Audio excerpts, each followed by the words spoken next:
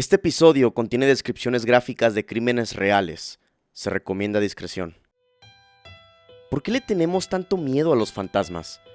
Cuando los actos más perturbadores ocurren en la vida real. Desde una madre que arrancó los ojos de su hijo en un ritual, hasta un hombre que durmió durante años con el cadáver de una mujer. Hoy, en Historias prohibidas. Carl Tanzler. En la década de 1930, en un tranquilo rincón de Florida, vivió un hombre alemán que trabajaba en un hospital como técnico de rayos X. Su nombre era Carl Tanzler. Pero Tanzler no era un hombre común, no. Desde hace años aseguraba tener visiones, premoniciones de una mujer de cabello oscuro, piel hermosa y rostro angelical. Una mujer que, según sus palabras, estaba destinada a ser el gran amor de su vida, su alma gemela. Elena era una mujer hermosa, hija de un fabricante de puros cubano llamado Francisco Pancho Hoyos. Era reconocida por su gran belleza que cautivaba a toda la comunidad. Tenía el cabello largo, oscuro, justo como esas asquerosas visiones que llevaban años persiguiendo a Tanzler. En ese momento, Tanzler supo que era ella. La mujer de sus sueños se había materializado y estaba a solo unos metros de él, en carne y hueso. Su corazón se aceleró a 1000 por hora. Su mente se quebró. Su obsesión se había multiplicado por 100. Elena se convirtió ese día, sin saberlo, en la obsesión enfermiza de Tanzler. Pero lo que Tanzler no sabía es que Elena tenía tuberculosis, una enfermedad mortal en ese entonces. A pesar de no ser doctor, Tanzler se ofreció de inmediato a ayudarla, a tratarla. Le llevaba medicinas, tónicos, vitaminas, incluso inventó máquinas caseras experimentales con rayos eléctricos y radiación que colocaba en su casa para ayudar a curarla, según él. También le llevaba joyas, perfumes y vestidos, como si de alguna u otra manera quisiera comprar su amor. Pero Elena, ella no estaba interesada en el amor, no. Ya había estado casada a sus cortos 16 años con Luis Mesa, pero el matrimonio fue breve y terminó en separación a causa de un aborto. Así que, para Tanzler, era el objetivo perfecto. A medida que su salud empeoraba, la obsesión de Tanzler solo se hacía más y más intensa. Sus sueños estaban cada vez más cerca de volverse reales. Lo soñaba, lo anhelaba cada noche, desde ya hace varios años. Y el tenerlo tan cerca, pero a la vez tan lejos, lo mortificaba y no lo dejaba descansar. Nunca hubo pruebas reales de que Elena correspondiera a sus sentimientos. Incluso su familia declaró que ella nunca estuvo interesada y que incluso se sentía incómoda cerca de Tanzler. ¿Y qué razón tenía, Dios mío? Elena falleció en octubre de 1931 y ojalá, de verdad, ojalá ese hubiera sido el final. Podrías pensar que Tanzler estaba devastado, roto, llorando cada noche porque su amada, Elena, la mujer que tanto soñó, desgraciadamente murió. Nada más alejado de la realidad. Tanzler estaba feliz, extasiado, porque finalmente Elena iba a dejar de ser su sueño obsesivo e iba a pasar a ser una realidad muy, muy enfermiza. Tanzler pagó todos los gastos del funeral y mandó a construir un mausoleo de concreto y mármol hermoso en el cementerio de Cayo Hueso, Florida. Pero había un detalle que todos los familiares de Elena, padres, hermanos, primos, absolutamente todos los que se enteraron de la muerte de Elena, pasaron por alto. Tanzler era el único, escúchame bien, el único que tenía la llave de aquel mausoleo. Nadie más podía entrar, ni siquiera sus padres o su hermana. Durante más de 2 años, Tanzler visitó el mausoleo todas las noches sin falta. No había lágrimas, no había dolor, solo había paciencia y más paciencia.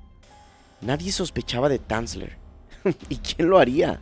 Si fue el hombre más generoso durante el funeral de Elena, ¿quién sospecharía que el hombre más bondadoso en el interior era alguien que estaba a punto de cometer un acto horrible? Decía que Elena le hablaba desde el más allá y que su espíritu le pedía, le rogaba que la sacara de ahí, que no la dejara sola. ¿Y qué creen? Así lo hizo. Una noche cualquiera de 1933, Tanzler llegó como siempre al mausoleo en el cementerio local. Bajó de su vehículo, tomó sus herramientas y caminó tranquilo, como si lo que planeara no fuera lo suficientemente macabro. Llegó al mausoleo, abrió la puerta y se dispuso a abrir el ataúd. Sacó el cadáver de Elena con toda la precaución y cautela posible para que nadie, absolutamente nadie, lo escuchara. Envolvió el cuerpo en una sábana y caminó por todo el cementerio cargando el cuerpo inerte, putrefacto de Elena. Lo subió al auto y lo llevó a su casa. Y aquí es donde empieza lo más macabro. El cuerpo de Elena ya estaba en avanzado estado de descomposición. Y cómo no, si ya habían pasado 3 años desde su muerte. Pero eso no detuvo a Tanzler, ya que era tanta su ambición enfermiza que se dedicó esos últimos 3 años a estudiar, a aprender cómo mantener el cuerpo de Elena de manera que pudiera mantenerla con él por el resto de la eternidad. Así que empezó el proceso. Comenzó quitando las partes de piel que ya estaban putrefactas, una por una, arrancando pedazos y pedazos de piel del cuerpo inerte de Elena. Y fue reemplazando esos pedazos con cera, seda y parches de tela empapados con desinfectante. Después, acariciando su cara, pasando lentamente su mano por el rostro muerto, sin ojos, de Elena, empezó a ponerle ojos de cristal del mismo color de los ojos de Elena, para poder verla una vez más. Tuvo que abrir su cadáver cuidadosamente para no arruinar aún más el cuerpo de la pobre mujer, y utilizó ganchos de alambres para poder sostener su esqueleto.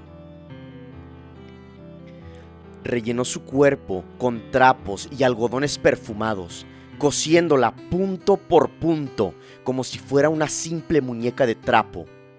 Y era tanta su obsesión enfermiza de tener a la tan anhelada mujer de sus sueños que le hizo una peluca con el cabello real de Elena, con ese cabello oscuro, hermoso, que tanto soñó. Tanzler podría hacer todo lo que quieran, pero tonto no era, porque para mantener el cuerpo unido lo cosía una y otra vez. Lo embalsamaba con químicos, lo cuidaba todos los días e incluso le colocó genitales artificiales. Todos sabemos para qué. 7 años Tanzler estuvo conviviendo, durmiendo, viviendo con el cadáver de Elena Hoyos. Le hablaba, la sentaba a cenar con él. Tanzler decía que era el hombre más feliz. Hasta que en 1940 los rumores dentro de la comunidad ya eran demasiados. Eran insostenibles. Tanzler supo ocultarlo bien, sí, pero había llegado a su fin. La hermana de Elena un día decidió visitar a Tanzler por los rumores extraños. Y ahí fue cuando en una escena tan choqueante, tan aterradora, lo vio por su ventana, bailando de una forma tan enfermiza, tan ridícula, con el cuerpo desfigurado, muerto, de su hermana Elena. Rápidamente no dudó en llamar a las autoridades y Tanzler fue finalmente arrestado y juzgado por profanación de tumba y destrucción de un cuerpo humano. La prensa, desgraciadamente, lo convirtió en una celebridad. Muchos medios lo pintaban como el romántico trágico, el hombre que amó más allá de la muerte. Recibió cartas de admiradoras, incluso propuestas de matrimonio. Pero la verdad era otra. Tanzler era un enfermo, obsesionado, narcisista. Un hombre que no supo aceptar la muerte, que se aferró a una fantasía al punto de convertir un cadáver de una chica inocente en su muñeca personal. Si creías que las cosas más perturbadoras eran exclusivas de películas, deberías voltear a tu alrededor y darte cuenta que el mundo en el que vivimos puede ser más cruel y aterrador que cualquier película de Hollywood. Y la siguiente historia lo confirma. Fernandito. Era mayo del año 2012. En una pequeña colonia de Netzahualcoyotl, Estado de México, todo transcurría con normalidad. Nadie se imaginaba que cerca de donde vivían estaban 3 personas que iban a cometer uno de los actos más atroces de los últimos tiempos, disfrazado de religión. En una casa como cualquier otra vivía una familia que parecía ser, a los ojos de otros, normal. Pocos sabían que era una familia marcada por la violencia, el fanatismo religioso y una historia que aún hoy estremecen a quienes la escuchan. Fernandito tenía apenas 5 años, un niño como cualquier otro, pequeño, delgado, con ojos grandes que no sabían de maldad, pero su corta vida terminaría en uno de los actos más crueles jamás registrados en México, no a manos de un desconocido, no, sino de su propia madre. Ruth, su madre, era una mujer de 24 años, de apariencia tranquila, sí, pero con una mente quebrada por la obsesión compulsiva religiosa. Ella aseguraba, y escuchen bien, aseguraba recibir mensajes de seres de luz. Decía que podía ver cosas que nadie más veía, voces que le hablaban, le ordenaban, visiones que le dirigían y que cada día su comportamiento se volvía más errático, más peligroso. En la casa también vivía su hermana, Zoila, y otra mujer llamada María del Carmen. Juntas se autodenominaban profetas o mensajeras de Dios. En medio de la noche, los vecinos se quejaban de los ruidos que éstas provocaban día tras día, noche tras noche. Realizaban supuestos rituales de purificación en los que gritaban oraciones a medianoche y decían que estaban combatiendo a los demonios. Un día, Ruth tuvo una visión, pero no cualquier visión como las que estaba acostumbrada. Según ella, su hijo Fernandito era el elegido. Él era solo un niño de 5 años, pero para la mente enferma de estas mujeres era el elegido, o peor, un ser poseído que debía ser curado. Desgraciadamente, el 24 de mayo del año 2012, todo se salió de control. Los vecinos escucharon gritos como de costumbre, pero esta vez era diferente. Se sentía algo extraño. Había golpes, ruidos, pero no encajaban con los ruidos normales de diario. Era una mezcla de cantos religiosos, alaridos y rezos desesperados. Ruth, Zoila y María del Carmen aseguraban que estaban haciéndole un bien a Fernandito. Le estaban haciendo, en sus palabras, un exorcismo. Decían que dentro del cuerpo de Fernandito vivía un demonio que debían eliminar a toda costa por el bien del niño, que estaba poseído y que Dios les había ordenado purificarlo. El pobre niño estaba inmóvil, amarrado con una soga, confiado en que su madre jamás le haría daño. Lo tiraron al suelo y, según declaraciones, la madre de Fernandito le pidió a su hijo que le regalara sus ojos y que Dios le daría a él unos nuevos. El niño, en su inocencia tan pura y creyendo en las palabras de su madre, aceptó sin dudar. Y con una cuchara le terminaron sacando sus 2 ojos. Metieron la cuchara al ojo izquierdo con fuerza mientras el niño agonizaba de dolor, luego al ojo derecho hasta terminar su cometido. Fernandito gritaba, se retorcía del dolor, pero nadie acudía. Las mujeres decían que era el demonio resistiéndose a salir y que el dolor era parte del proceso divino. Cuando finalmente uno de los vecinos llamó a la policía y entraron al lugar, encontraron una de las escenas más aterradoras.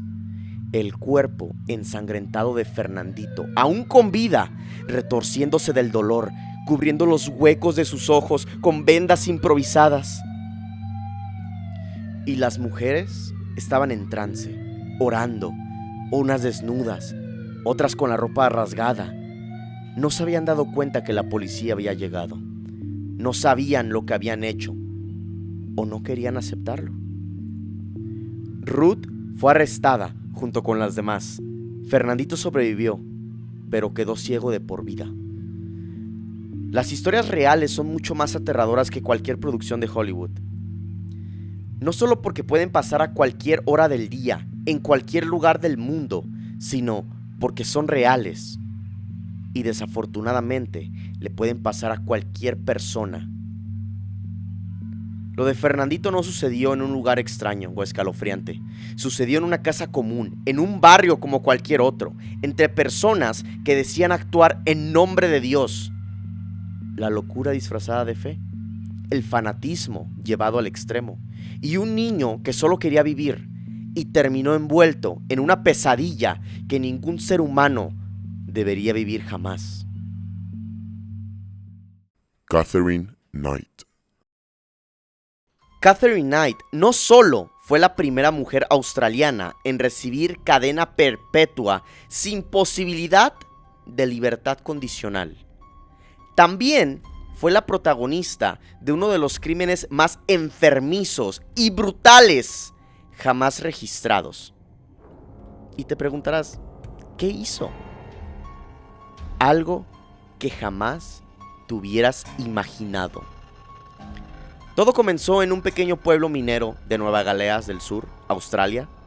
Catherine nació en 1955 en una familia, marcada por el abuso, el alcoholismo y una violencia tan normalizada que desgraciadamente era parte de su día a día.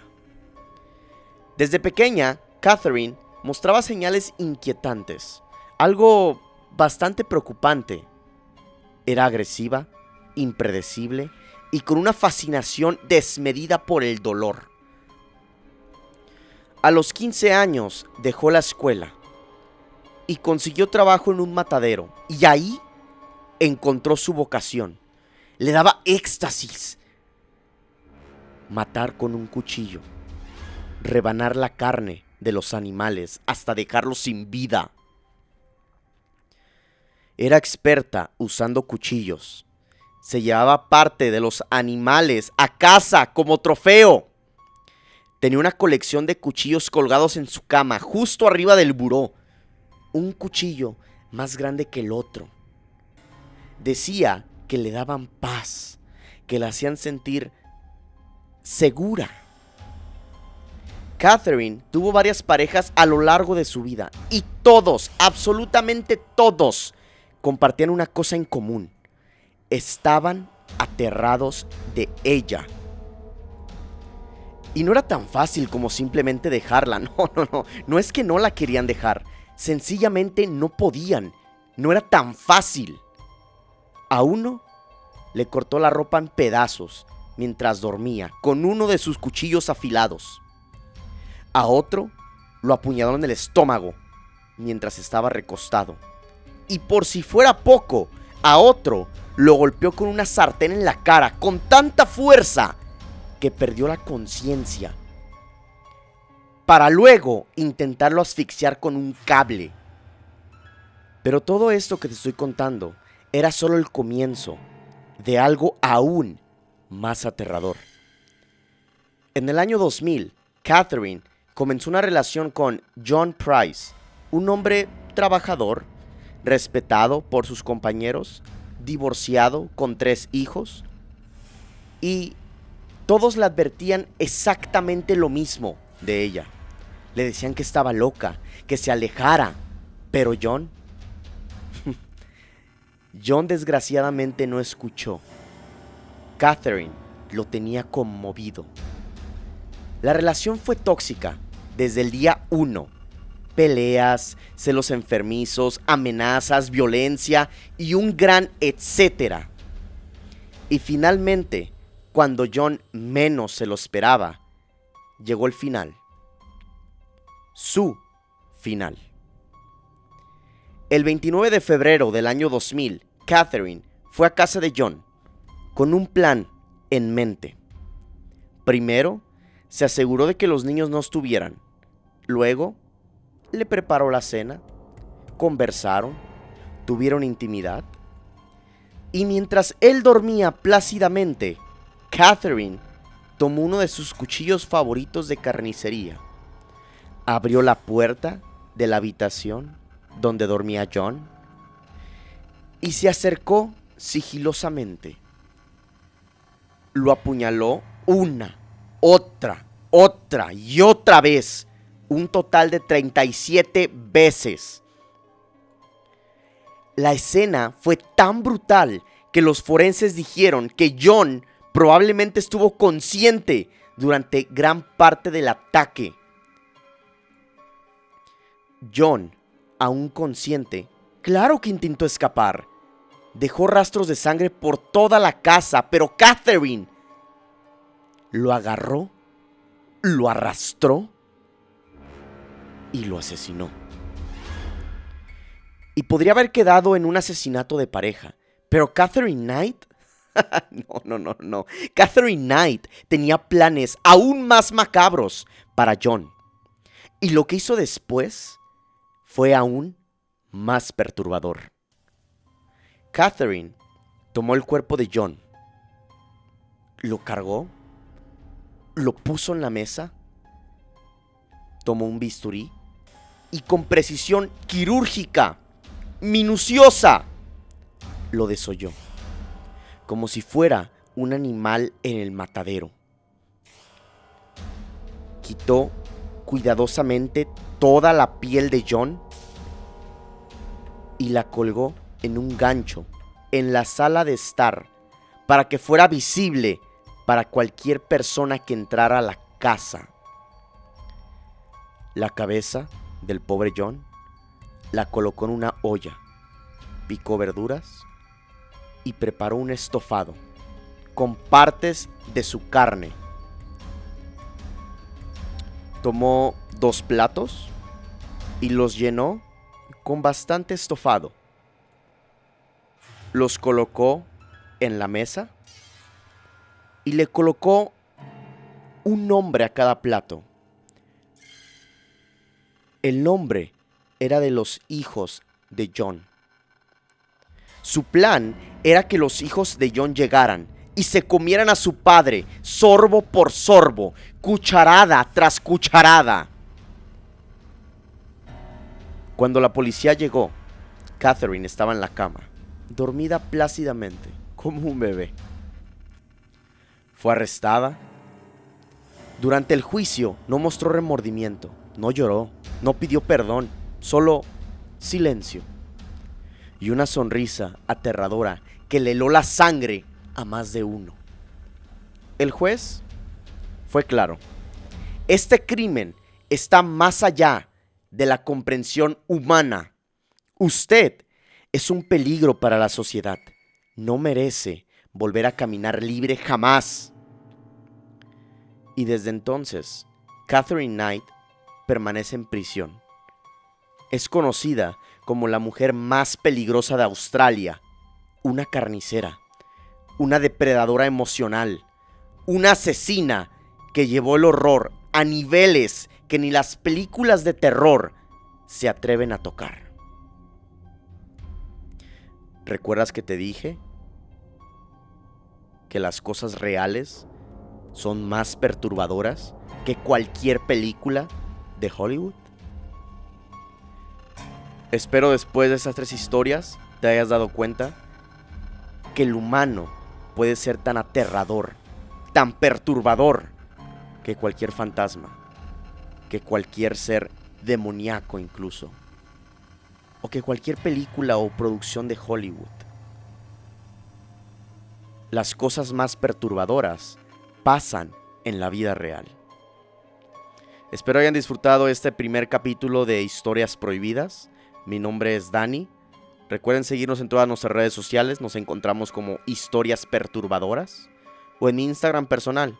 Todo está aquí abajo en la descripción. O si nos escuchas desde Spotify, recuerda seguirnos en nuestro canal de YouTube, TikTok, Instagram e incluso Facebook. Ha sido un honor para mí acompañarlos este martes. Nos volveremos a ver el día viernes. Que sigan teniendo un excelente día.